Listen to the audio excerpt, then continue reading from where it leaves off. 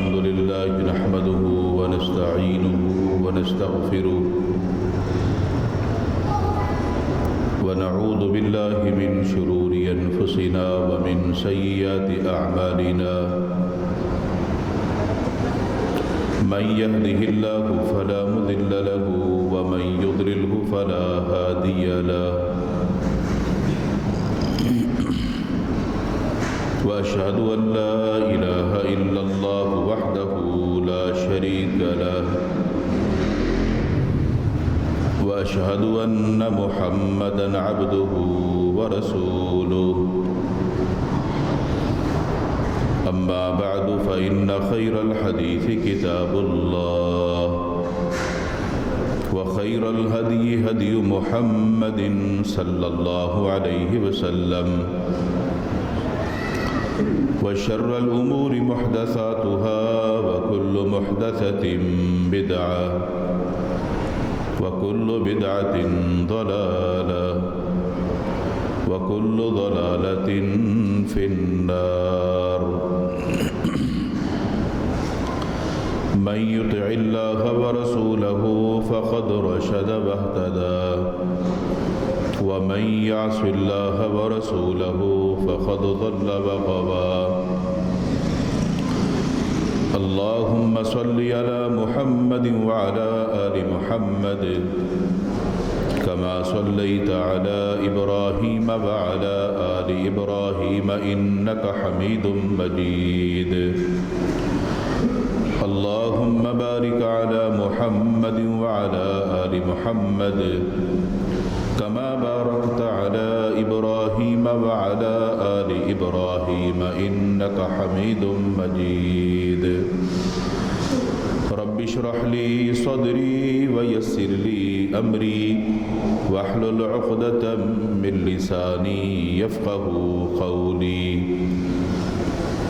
رب زدني علما سبحانك لا علم لنا إلا ما علمتنا إنك أنت العليم الحكيم أعوذ بالله السميع العليم من الشيطان الرجيم من همزه ونفخه ونفثه بسم الله الرحمن الرحيم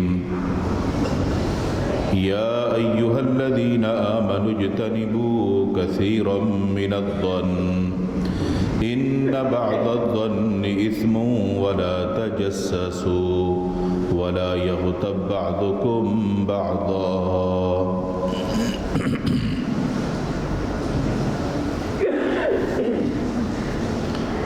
ہر قسم کی حمد و ثنا کبریائی بڑائی اللہ وحدہ لا شریک خالق کائنات مالک ارض و سما کے لیے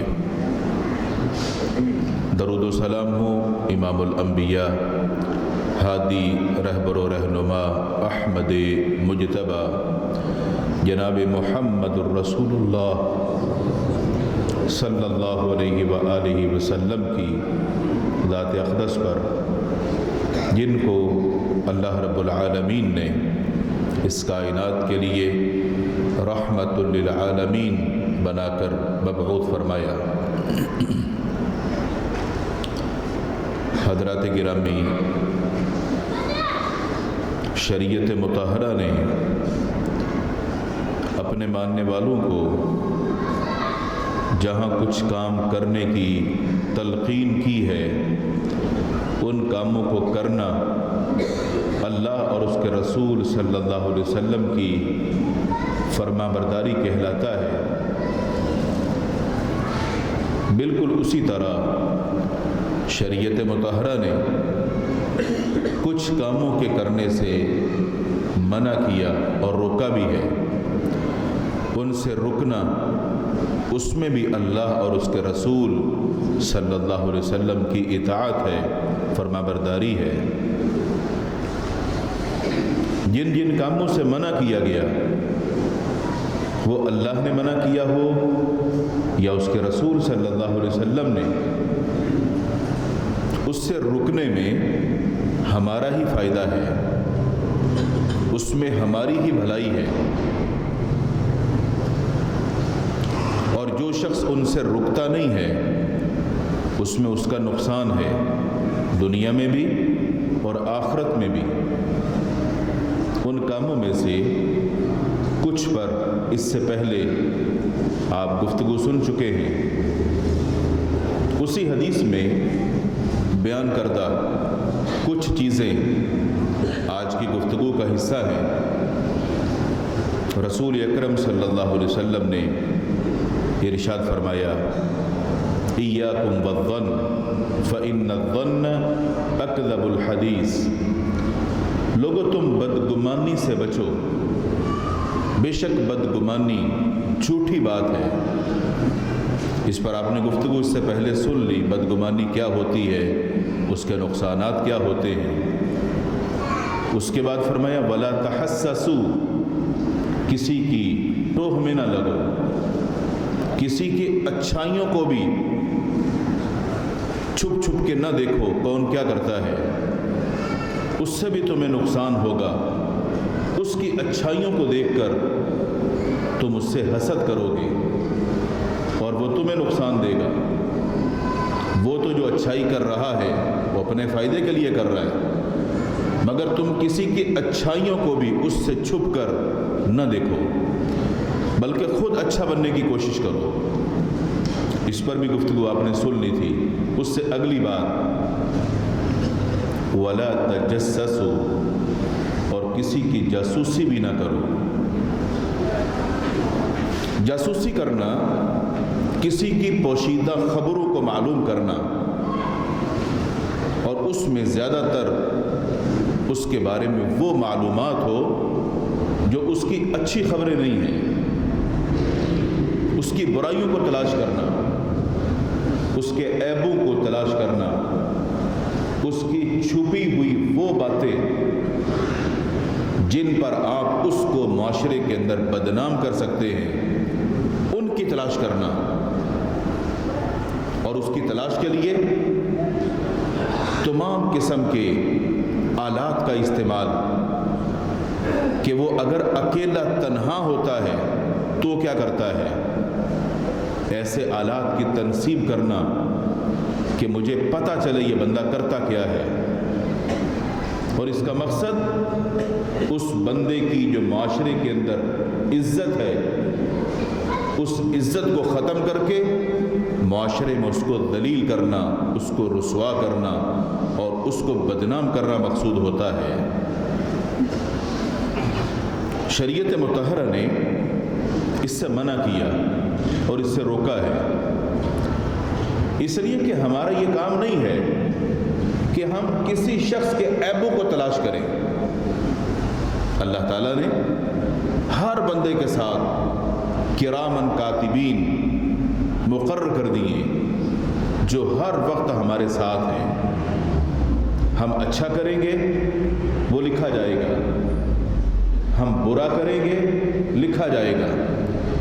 تو جب کرامن کاتبین موجود ہیں وہ یہ ڈیوٹی کر رہے ہیں، حالانکہ اللہ تعالیٰ کو اس کی بھی ضرورت نہیں تھی، وہ جانتا ہے کون بندہ کیا کر رہا ہے، کس نے کیا کرنا ہے، مگر اپنے بندوں پر حجت قائم کرنے کے لیے، قیامت کے دن گواہی کے لیے اللہ نے یہ سارا نظام ترتیب دیا، کیونکہ فرشتوں کو مصروف تو کرنا ہے، فرشتوں کی ڈیوٹیاں لگا دی، وہ ڈیوٹیاں کر رہے ہیں، تو یہ ڈیوٹی تو فرشتوں کی ہے، کس بندے میں کیا خامی ہے، کون برائی کر رہا ہے، ان کو لکھنا یہ فرشتوں کا کام ہے۔ فرشتوں کا کام کیوں ہے؟ فرشتوں کا کام اس لیے ہے کہ فرشتے خود نافرمانی نہیں کرتے، جو فرشتے ہیں وہ نافرمانی نہیں کرتے۔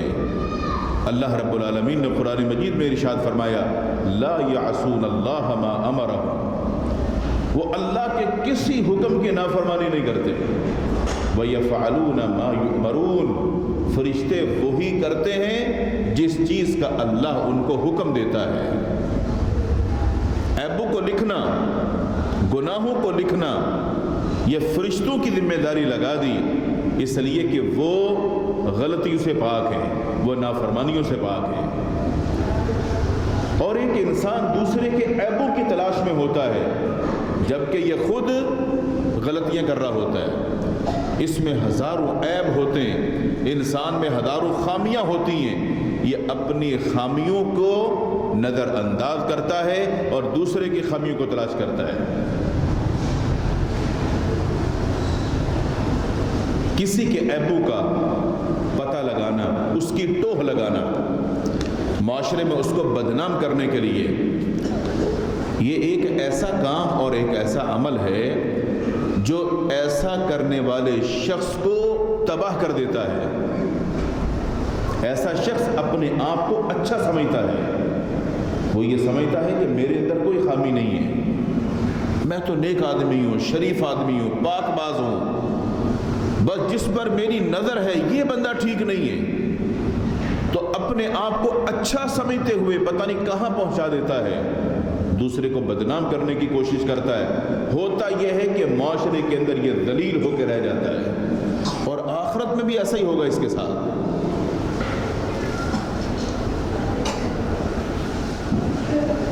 موجودہ دور میں کسی کا جاسوسی کا جو عمل ہے وہ مختلف طریقوں اور مختلف ذرائع سے بھی ہوتا ہے۔ مثال کے طور پہ آپ اپنے گھر کی چھت سے کسی کے گھر میں جھانکتے ہیں، کون کیا کر رہا ہے، یہ انتہائی گھٹیا عمل ہے۔ آپ کسی کے موبائل کو چوری چھپے دیکھتے ہیں کہ یہ کیا کر رہا ہے، انتہائی گھٹیا عمل ہے اس کی جاسوسی کے لیے۔ اس سے مراد یہ نہیں ہے کہ والدین اپنے بچوں کے موبائل چیک نہیں کر سکتے ہیں، یہ تو والدین کی ذمہ داری ہے کہ وہ اپنے بچوں کی بہترین تربیت کے لیے ہر قدم اٹھائیں گے تاکہ ہمارا بیٹا یا بیٹی خراب نہ ہو جائے۔ یہ جاسوسی میں نہیں آتا، یہ ان کی تربیت میں آتا ہے۔ لیکن معاشرے کے اندر ایسا کرنے والا شخص کیونکہ دوسرے کو بدنام کرنے کی کوشش کر رہا ہوتا ہے، تو اپنے گھر سے دوسرے کے گھر میں جھانکنا، کسی کا دروازہ کھلا ہوا تو جھانکنا، کسی کو اس کی اجازت کے بغیر اس کا موبائل، اس کے میسج، اس کی ڈائری، ان چیزوں کو دیکھنا تاکہ اس کی باتیں مجھے پتہ چلے اور میں لوگوں کو بتاؤں تاکہ میں اس کو بدنام کروں۔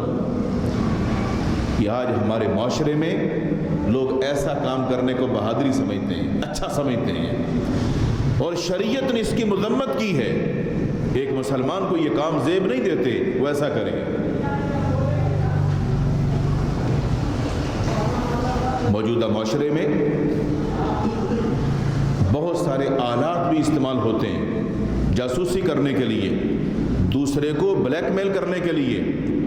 آج کل تو ایسے خفیہ کیمرے آ چکے ہیں کہ جس سے آپ دوسرے کی بات کو ریکارڈ کرتے ہیں، اس سے بات اگلواتے ہیں اور اس کے بعد پھر آپ اس کو بدنام کرتے ہیں۔ اور شریعت اس چیز کی اجازت نہیں دیتی کہ کوئی مسلمان کسی کو معاشرے کے اندر اس طرح ذلیل کرے یا بدنام کرے۔ شریعت مطہرہ نے اگر جاسوسی کو جائز قرار دیا ہے تو وہ میدان جنگ کے اندر جائز قرار دیا ہے۔ مسلمان کفار کی جاسوسی کر سکتے ہیں کہ وہ مسلمانوں کو نقصان پہنچانے کی تیاری کر رہے ہیں، ان کی جاسوسی کی جا سکتی ہے۔ یا مسلمانوں کے اندر ہی کچھ لوگ ایسے ہوں جو مسلمانوں کو نقصان پہنچانا چاہتے ہیں، ان کے کیا حربے ہیں، جیسے مختلف قسم کے دہشت گردی کے واقعات ہم دیکھتے اور سنتے رہتے ہیں۔ ایسے لوگوں کی ٹوہ لگانا یہ جائز ہے، اس لیے کہ یہ معاشرے کے امن کو خراب کر رہے ہیں۔ ان کی جاسوسی کرنا، ان کو بدنام کرنا مقصود نہیں ہوتا، ان کو ذلیل کرنا مقصود نہیں ہوتا، بلکہ ان کے جو مقاصد ہیں وہ اسلام اور مسلمانوں کے خلاف ہوتے ہیں۔ ان لوگوں کو تو ویسے ہی مارنے کا حکم ہے جو ایسا کرنے والے ہیں۔ در حقیقت وہ مسلمان نہیں ہوتے ہیں، مگر انہوں نے اسلام کا لبادہ اوڑھا ہوا ہوتا ہے، جو اسلام کو بھی بدنام کرتے ہیں اور مسلمانوں کو بھی بدنام کرتے ہیں اور معاشرے کے امن کو خراب کرتے ہیں۔ اور کسی بھی اسلامی حکومت کے لیے یہ بات جائز نہیں ہوتی کہ وہ لوگوں کی برائیوں کو ڈھونڈے اور تلاش کرے اور اس کو منظر عام پہ لے کے آئے۔ آج ہمارے معاشرے میں یہ بھی ایک المیہ ہے کہ ہم لوگوں کی بڑے پیمانے پر برائیوں کو ڈھونڈتے اور تلاش کرتے ہیں۔ اس کا مقصد کیا ہوتا ہے؟ اس بندے کی ان برائیوں کو تلاش کر کے لوگوں کے سامنے بیان کرنا۔ اگر یہ کام سرکاری سطح پر بھی ہوتا ہے تو شریعت نے اس کی اجازت نہیں دی ہے۔ کسی کو بھی یہ زیب نہیں دیتا کہ وہ دوسرے کو ذلیل کرے، اور اگر ایسا معاشرے میں ہو رہا ہے، نچلی سطح پہ ہو رہا ہے یا اوپر کی سطح پہ ہو رہا ہے، یہ قابل مذمت عمل ہے۔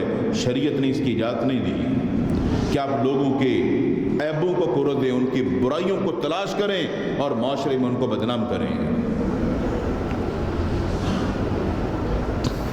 اگر معاشرے کے اندر برائیاں موجود ہیں، حکومت کی ذمہ داری یہ ہے ان برائیوں کے خاتمے کے لیے حکمت عملی وضع کریں کہ یہ جو برائیاں ہیں یہ ختم کیسے ہوں گی۔ نہ یہ کہ لوگوں کی وہ برائیاں جو چھپی ہوئی ہیں ان کو ڈھونڈے اور تلاش کریں۔ اگر وہ برائیاں معاشرے میں موجود ہیں، کسی بندے پر انگلی اٹھائے بغیر ان جرائم کو ختم کرنے کا منصوبہ بنائیں کہ یہ جرائم ختم کیسے ہوں گے۔ اور جو معاشرے میں ایسے لوگ موجود ہیں جو برائیاں کرتے ہیں لیکن لوگوں کو برائیوں کا پتہ نہیں ہے، ان برائیوں کے خلاف ایسی حکمت عملی بنائیں کہ ان لوگوں کی اصلاح ہو، ان کی ذہن سازی ہو، ان کے جو ذہن خراب ہو چکے ہیں ان کے ذہن ٹھیک کیے جائیں۔ یہ حکومت کی ذمہ داری ہوتی ہے، نہ یہ کہ جاسوسی کا جال ایسا بچھایا جائے کہ لوگوں کی عزتیں اچھالی جائیں۔ کتنی ساری برائیاں ایسے ہوتی ہیں جو گھروں کے اندر چار دیواری میں مخفی ہوتی ہیں، ان کی ٹوہ لگا کے ان کو گھر سے باہر نکالا جاتا ہے اور معاشرے کے اندر ان کو لوگوں کو بدنام کیا جاتا ہے۔ کتنے سارے کیسز ہمارے ملک کے اندر بھی اور دیگر ممالک کے اندر پوری دنیا میں اس طرح کے آئے دن دیکھے اور سنے جاتے ہیں۔ یہ تمام قسم کے وہ عمل اور طریقے ہیں جس کی شریعت نے قطعاً اجازت نہیں دی۔ ہمارا دین اور ہماری شریعت ہمیں کیا حکم دیتی ہے؟ ہمیں حکم یہ دیتی ہے کہ ہم لوگوں کی اصلاح کے لیے طریقہ کار وضع کریں۔ وہ کیا ہے؟ وعظ و نصیحت۔ بجائے اس کی کسی کی عزت اچھالی جائے، اس کے مقابلے میں وعظ و نصیحت کا ایسا طریقہ اختیار کرو کہ اچھائی کی دعوت ہر بندے تک پہنچے، نہ یہ کہ برائی کا پیغام ہر بندے تک پہنچے۔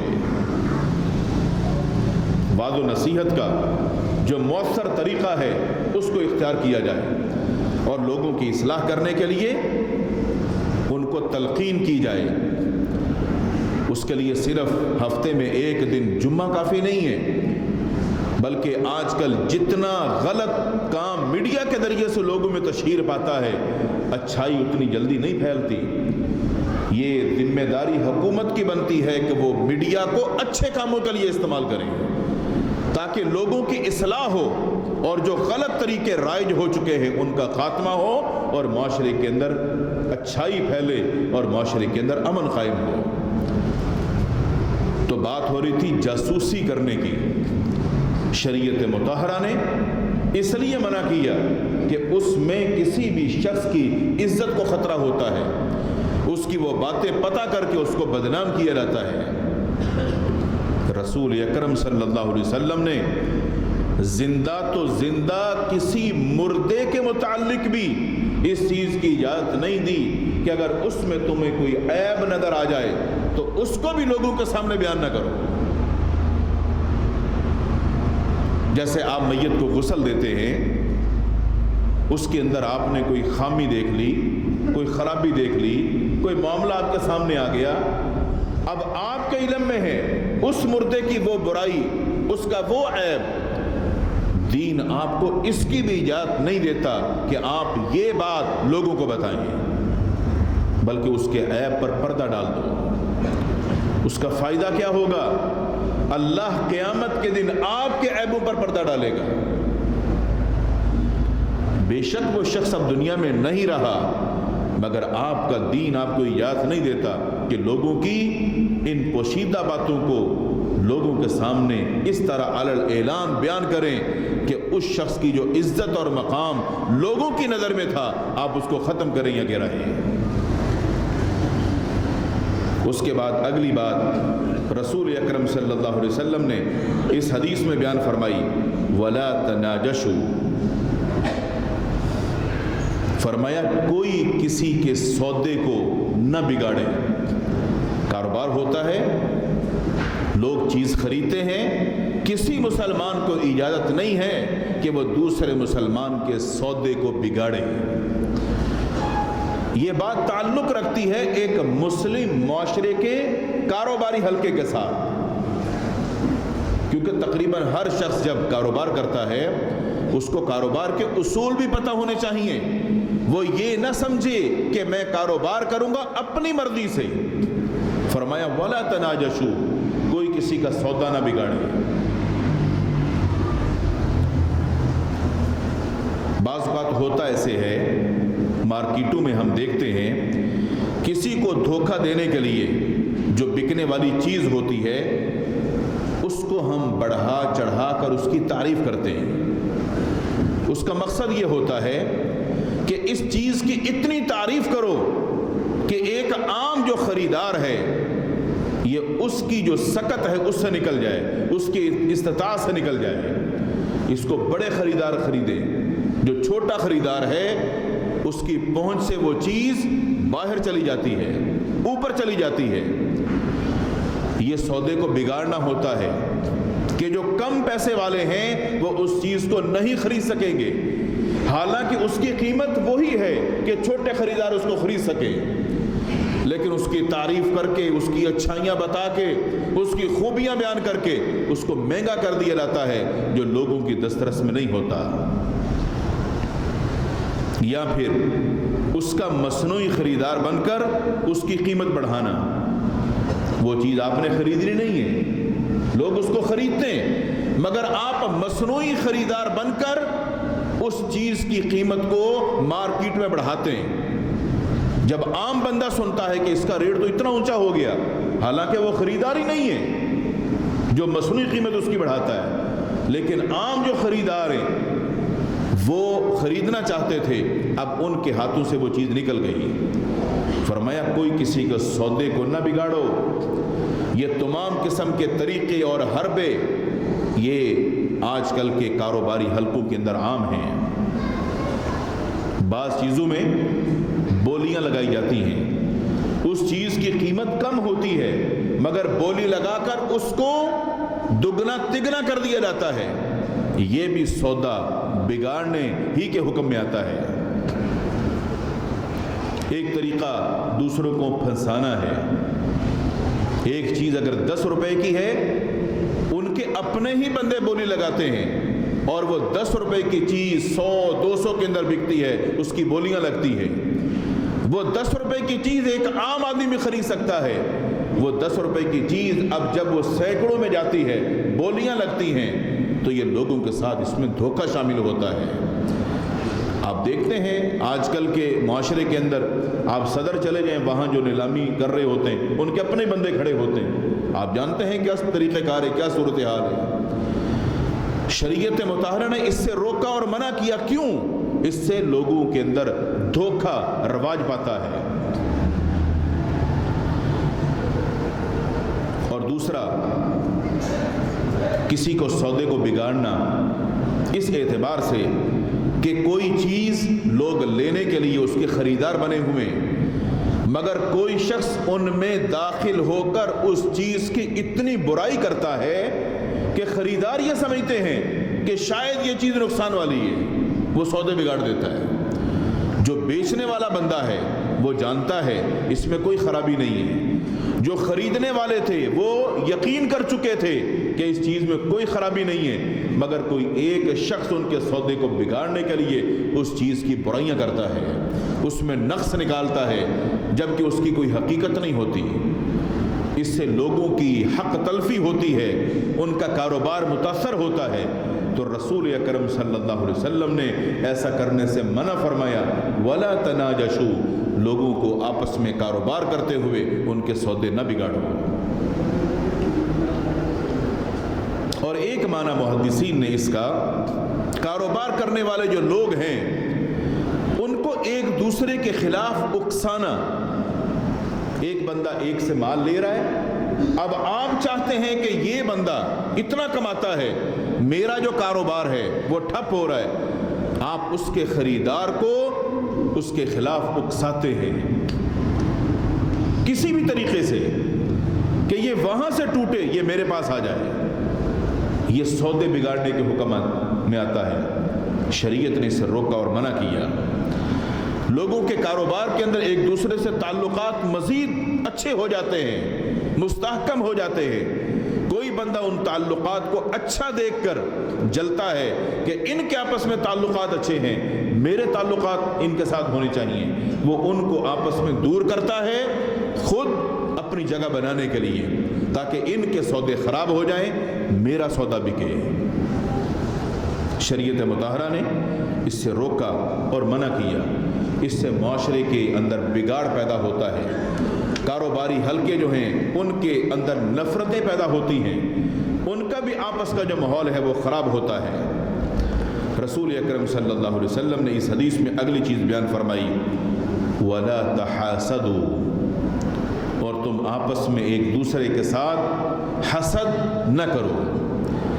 حسد ایک ایسا چھپا ہوا عمل ہے جو بظاہر نظر نہیں آتا، اس کا تعلق انسان کے دل و دماغ کے ساتھ ہوتا ہے، بظاہر کچھ نظر نہیں آ رہا ہوتا، مگر یہ اتنا خطرناک عمل ہے کہ انسان کی بڑی بڑی جو نیکیاں اور اچھائیاں ہیں وہ بھی خطرے میں پڑ جاتی ہیں، اور یہ شخص خود اپنے آپ کو بھی نقصان دے رہا ہوتا ہے۔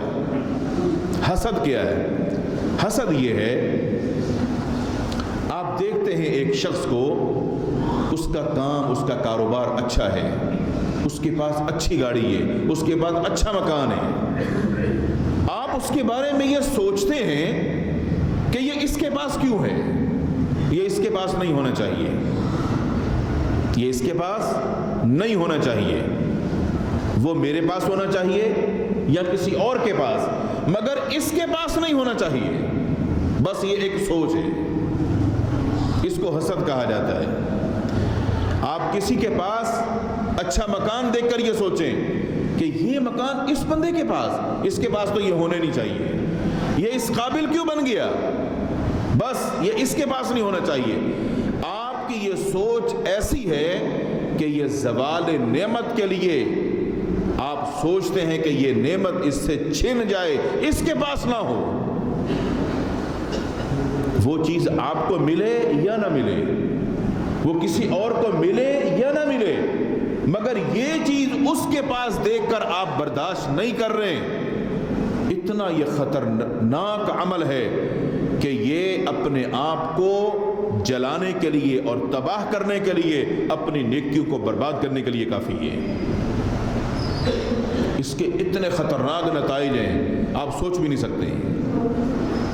آپ اندازہ کیجئے معاشرے کے اندر کتنے بڑے بڑے جو قتل ہوتے ہیں، اس کی بنیاد یہ حسد ہوتا ہے۔ معاشرے کے اندر بڑے بڑے جرائم ہوتے ہیں، اس کی بنیاد حسد ہوتا ہے۔ آج کے معاشرے میں جادو ٹونے جو کیے جاتے ہیں، اس کی بنیاد حسد ہوتا ہے۔ آج کے معاشرے میں لوگوں کے ہنستے بستے گھروں کو جو برباد کیا جاتا ہے، اس کے پیچھے حسد ہوتا ہے۔ اگر کوئی شخص آپ کو نظر آتا ہے کہ اللہ نے اس کو نوازا ہے، اچھا مکان، اچھی گاڑی، اچھا کاروبار، صاحب اولاد، کھاتا پیتا، اچھی زندگی بسر کرتا، تو تھوڑا سا سوچو اس کو یہ دیا کس نے؟ اللہ تعالیٰ نے۔ آپ کو چاہیے تو آپ بھی مانگو، کس سے؟ اللہ تعالیٰ سے۔ یہ کیوں سوچتے ہو کہ یہ چیز اس کے پاس جو آئی ہے اس کے پاس نہیں ہونی چاہیے؟ کیوں نہیں ہونی چاہیے؟ اس لیے کہ آپ کو اچھا نہیں لگ رہا، آپ کو چاہیے تو آپ بھی اللہ سے مانگو۔ اگر آپ کو چاہیے تو کیا اللہ کے پاس نعوذ باللہ یہ ایک ہی تھی جو اس کو دے دی، آپ کو نہیں مل سکتی؟ وہ تو خزانوں کا مالک ہے۔ آپ کو چاہیے آپ بھی اللہ سے مانگو، آپ کو بھی ملے گا۔ مگر یہ سوچ جب آپ کے اندر آتی ہے کہ یہ چیز اس کے پاس نہیں ہونی چاہیے، یہ سوچ بڑی خطرناک ہے۔ آپ بے شک آگے بڑھ کر اس بندے کا بنا ہوا مکان گراتے نہیں ہیں، وہ مکان اس سے چھنتا نہیں ہے، مگر آپ اپنے آپ کو جو اندر سے جلا رہے ہو، آپ اپنے آپ کو تباہ کر رہے ہو۔ پھر آپ کرو گے کیا؟ آپ جس بندے کے پاس بیٹھو گے آپ اس کی برائی کرو گے، اس کا مکان، اس کی گاڑی، اس کی دکان، اس کا کاروبار، حالانکہ اس کو پتہ بھی نہیں ہے کہ میرے بارے میں کون جل رہا ہے، مگر یہ جل رہا ہے۔ یہ ایک ایک بندے کے پاس جا کے اس کی برائیاں کر رہا ہے۔ یہ بندہ کر کیا رہا ہے؟ یہ اپنے آپ کو برباد کر رہا ہے، اپنی نیکیوں کو برباد کر رہا ہے، اپنی آخرت کو برباد کر رہا ہے۔ اگر یہی محنت یہ کمانے میں لگاتا تو شاید یہ اس سے اچھا مکان بنا لیتا، مگر اس کی سوچ اتنی گھٹیا ہو جاتی ہے کہ یہ اس کے خلاف کچھ بھی کرنے کے لیے تیار ہو جاتا ہے۔ آپ سوچئے، اس حسد کی وجہ سے اس دنیا کے اندر جو سب سے پہلا جرم کیا گیا وہ ابلیس نے کیا تھا۔ جب اللہ تعالیٰ نے حکم دیا سب سجدہ کرو، فرشتے بیٹھے ہوئے تھے، یہ جنات میں سے تھا مگر اٹھنا بیٹھنا فرشتوں کے ساتھ تھا، اس مجلس میں بیٹھا ہوا ہے، اللہ نے حکم دیا سب سجدہ کرو، سارے فرشتے سجدے میں گر گئے۔ یہ حکم کس کا تھا سجدے کا؟ اللہ تعالیٰ کا حکم تھا۔ کس کے لیے تھا؟ فرمایا آدم کے سامنے سجدہ کرو۔ یہ سجدہ تعظیمی تھا، اللہ کے حکم سے تھا۔ اللہ خالق و مالک ہے، حکم دے سکتا ہے۔ سارے فرشتے سجدہ کر رہے ہیں، یہ اکڑ کے کھڑا ہوا ہے، کہتا میں تو نہیں کروں گا، یہ مٹی سے بنا ہے، میں آگ سے بنا ہوں۔ اس کے دل میں یہ جو بڑائی پیدا ہوئی، بڑائی کب پیدا ہوتی ہے؟ جب انسان اپنے آپ کو اچھا سمجھتا ہے اور دوسرے کو برا سمجھتا ہے، اس کی سوچ یہ بن جاتی ہے یہ جو عزت ہے اس کے پاس، یہ اس کے پاس نہیں ہونی چاہیے، یہ میرے پاس ہونی چاہیے تھی۔ تو ابلیس نے کیا سوچا؟ فرشتوں کے سامنے آدم کی اتنی عزت، یہ تو میری عزت ہونی چاہیے تھی، اس کو مٹی سے بنایا اور اس کو اتنا بڑا مقام دے دیا، یہ مقام میرے پاس ہونا چاہیے تھا۔ وہاں سے یہ حسد کی آگ جلی۔ جب اللہ نے اس کو جنت سے نکال دیا، یعنی فرشتوں کی جو مجلس تھی وہاں سے نکال دیا، تو اس کے ذہن میں خیال آیا کہ اب جو آدم ہے وہ جنت میں عیاشی کی زندگی بسر کرے گا، اس کو اب میں یہاں سے بھی نکلواؤں گا۔ یہ اتنی نعمتوں میں رہے اور مجھے اس مجلس سے نکال دیا گیا، میں اب اس کو نہیں چھوڑوں گا۔ اب وہاں سے حسد کی آگ جلنا شروع ہو گئی، اور اس کا نتیجہ دیکھیں، قیامت تک کے لیے مردود بھی ہوا، اور آدم علیہ السلام کے ساتھ وہ جو حسد اس کے دل میں تھا، اس نے وہ عمل بھی کیا کہ اللہ نے ان کو جس چیز سے روکا تھا کہ یہ نہیں کھانی وہ کھا لی، ان کو بھی جنت سے نکلوایا۔ مگر اللہ نے فرمایا جنت تمہیں دوبارہ ملے گی، اب اس کے لیے کچھ محنت کرنی پڑے گی، اس کے لیے جو طریقہ کار ہے، نیک اعمال ہے، اچھائیاں ہیں، صراط مستقیم ہے، میرا دین اور شریعت ہے، میرا پیغام ہے، اس پر چلو گے دوبارہ تمہیں جنت ملے گی۔ اب ہمیں یہ ساری محنت کر کے وہاں تک پہنچنا ہے۔ آدم علیہ السلام کو اللہ تعالیٰ نے 2 بیٹے دیے۔ آپ جانتے ہیں کہ ان کے بیٹوں کے اندر جو سب سے پہلے دنیا کے اندر قتل کا معاملہ ہوا تھا، قابیل نے قتل کیا اپنے بھائی حابیل کو حسد کی بنیاد پر کہ میرا نکاح اس سے ہونا چاہیے، جبکہ میرا بھائی اس سے نکاح کرنے لگا ہے، یہ مجھے پسند ہے، میری شادی اس سے ہو، اس کی کیوں ہو؟ بھائی نے بھائی کو قتل کر دیا۔ کس مقصد کے لیے؟ ایک رشتے کی خاطر۔ یہ وہاں سے قتل شروع ہوا، آج تک یہ قتل چل رہے ہیں، یہ حسد آج بھی چل رہا ہے، یہ جال آج بھی بچھے ہوئے ہیں۔ رسول اکرم صلی اللہ علیہ وسلم نے فرمایا قیامت تک جتنے قتل ہوں گے ہر قتل کے اندر قابیل کا حصہ موجود ہے، بنیاد اس نے رکھی۔ یہ حسد وہاں سے شروع ہوا جو بنی آدم کے اندر سرایت کر چکا ہے۔ آج دیکھ کے معاشرے کے اندر ہر قتل کے پیچھے آپ کو حسد نظر آئے گا۔ یہ حسد کی آگ جو جل رہی ہوتی ہے، یہ نہ دیکھیں کہ یہ سامنے والے کو جلا رہی ہے، بلکہ یہ آپ اپنے آپ کو خود اس سے جلا رہے ہیں۔ قرآن مجید فرقان حمید میں اللہ تعالیٰ نے اپنے رسول صلی اللہ علیہ وسلم کو اس وقت یہ حکم دیا جب آپ صلی اللہ علیہ وسلم پر یہودیوں نے حسد کی آگ میں جلتے ہوئے جادو کیا۔ اللہ کے نبی صلی اللہ علیہ وسلم اس سے متاثر ہوئے، مگر اللہ تعالیٰ نے آپ صلی اللہ علیہ وسلم کو قرآن مجید فرقان حمید کی جو آخری 2 صورتیں ہیں وہ نازل فرما کر پڑھنے کا حکم دیا، اور ان کے اندر بھی فرمایا آپ پڑھیے وَمِن شَرِّ حَاسِدٍ اِذَا حَسَدٍ، حسد کرنے والے حاسد کے شر سے میں اللہ کی پناہ طلب کرتا ہوں۔ تو حسد کرنے والا اتنا گر سکتا ہے کہ وہ آپ پر جادو بھی کر سکتا ہے۔ اس سے بچاؤ کے لیے اللہ تعالیٰ نے قرآن مجید کی آخری 2 صورتیں نازل فرمائیں۔ تو اس سے آپ اندازہ لگا سکتے ہیں کہ یہ حسد کا عمل کتنا گھٹیا عمل ہے۔ ہماری سوچ اتنی گری ہوئی نہیں ہونی چاہیے، بلکہ ہمیں ایک اچھا مسلمان بننا چاہیے۔ آپ کو کوئی چیز چاہیے، کوئی نعمت چاہیے، آپ اللہ سے مانگیے۔ اللہ نے فرمایا ام یحسدون الناس علی ما آتاہم اللہ من فضل، کیا تم لوگوں کے ساتھ ان چیزوں پر حسد کرتے ہو جو چیزیں اللہ نے اپنے فضل سے لوگوں کو عطا فرمائی ہیں؟ لوگوں کو اللہ نے دی ہیں، تم ان سے جل رہے ہو۔ تمہیں چاہیے تم بھی اللہ سے مانگو، اللہ تمہیں بھی دے گا اگر تمہارے حق میں وہ بہتر ہوگی۔ اس لیے ہمیں چاہیے کہ ہم اپنے ایمان اور عقیدے کی سلامتی کے لیے شریعت کے بتلائے ہوئے جو احکامات ہیں ان پر عمل پیرا ہوں۔ جن کاموں سے روکنے کا شریعت نے ہمیں کہہ دیا کہ ان سے رکنا ہے، ان سے رکنے میں ہماری عافیت ہے، ورنہ ہم اگر ان سے نہیں رکیں گے تو ہم اپنا نقصان دنیا میں بھی کریں گے اور آخرت کے اندر بھی ہوگا۔ مزید اس موضوع پر گفتگو کہ شریعت نے اور کن کن چیزوں سے روکا اور منع کیا اگلے جمعے ہوگی۔ اللہ تعالیٰ سے دعا ہے اللہ تعالیٰ ہم سب کو دین کو سیکھنے، سمجھنے، اصلاح کرنے اور عمل کرنے کی توفیق عطا فرمائے۔ وآخر دعوانا الحمدللہ رب العالمین۔